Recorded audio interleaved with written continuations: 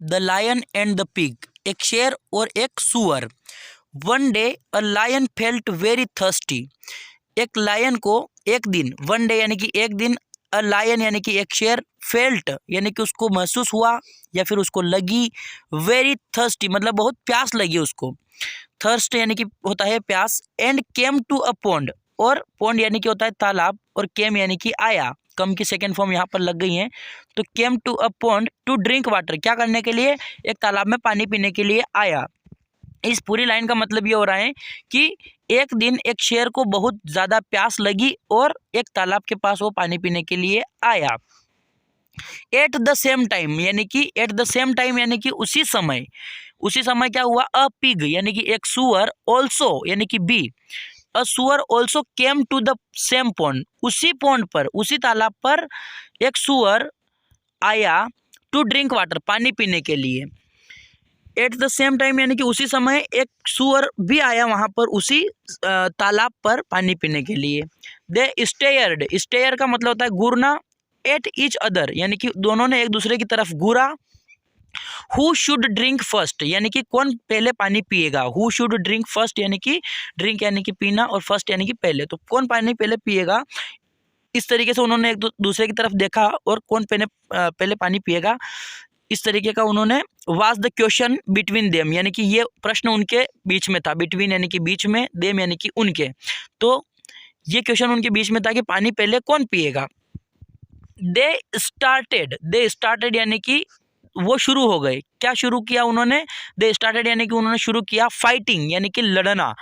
With each other, with यानी कि साथ में, किसके साथ में, ईच अदर यानी कि एक दूसरे के साथ में उन्होंने लड़ना शुरू कर दिया, फाइट शुरू कर दी। दे फॉट यानी कि वो लड़े,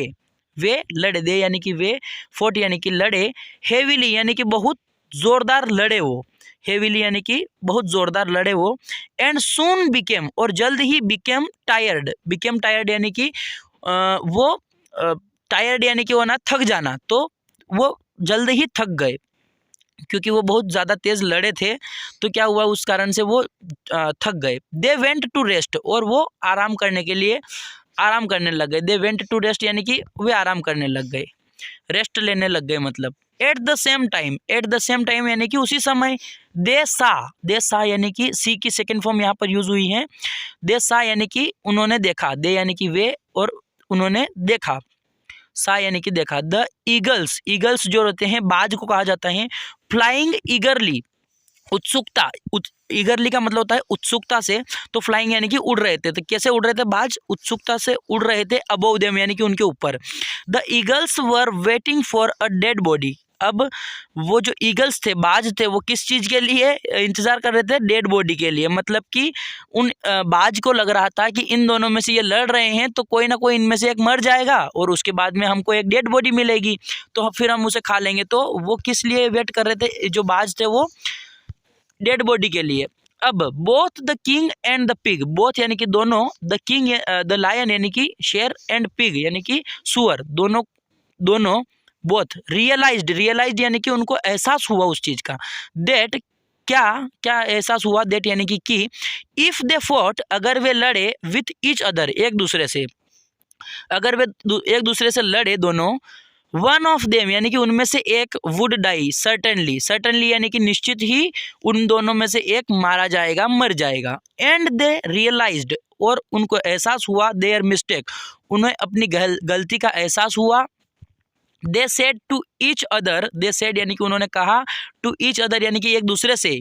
it is better to be friends, it is better to be friends यानी कि हम दोनों एक दूसरे के दोस्त बन जाते हैं, ये अच्छा रहेगा। अगेन यानी कि दोबारा, एंड फॉल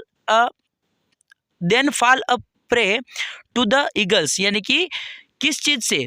देन यानी कि उससे, किससे अच्छा रहेगा, कि इन ईगल्स का, इन बाज का शिकार बनने से तो ये अच्छा ही रहेगा कि हम दोनों दोस्त बन जाएं। It is better to be friends again than fall a prey to the eagles यानी कि इन बाज का शिकार बनने से तो अच्छा ही है कि हम फ्रेंड बन जाए।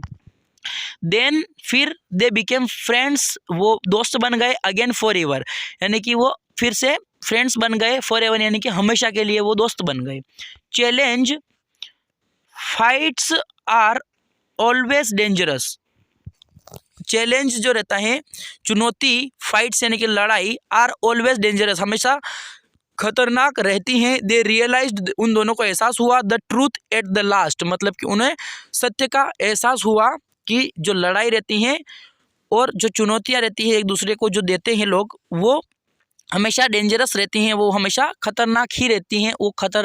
खतरा ही पैदा करती हैं। क्योंकि उन लोगों को पता चल गया था दोनों को कि यदि वो दोनों लड़े तो कोई ना कोई एक उनमें से मारा जाएगा और उसके बाद में वो उन ईगल्स का, बाज का शिकार बन जाएंगे, बाद में वो लोग उनकी डेड बॉडीज़ को खा जाएंगे। सो आई होप दोस्तों आपको यह स्टोरी पूरी पसंद आई होगी और आपको इनमें से, इस स्टोरी से कुछ वर्ड्स नए सीखने को मिले होंगे। सर्टनली आपको मिले होंगे, सर्टनली का मतलब निश्चित ही आपको बताया है मैंने। सो मिलते हैं नेक्स्ट वीडियो में, तब तक के लिए अपना ख्याल रखिएगा। ऐसे ही अंग्रेजी आप सीखते रहिए, मैं भी आपको अंग्रेजी ऐसे ही सिखाता रहूँगा। मैं अपनी पूरी कोशिश कर रहा हूँ और आप भी अपनी पूरी कोशिश करते रहिए। So thank you very much. इस चैनल को आपने इतना जो प्यार और सपोर्ट अभी तक दिया है उसके लिए आपका बहुत बहुत धन्यवाद और उम्मीद है कि आप ऐसा ही प्यार इस चैनल को आगे भी देते रहेंगे। सो मिलते हैं नेक्स्ट वीडियो में, तब तक के लिए टाटा बाय, जय हिंद, जय भारत, वंदे मातरम।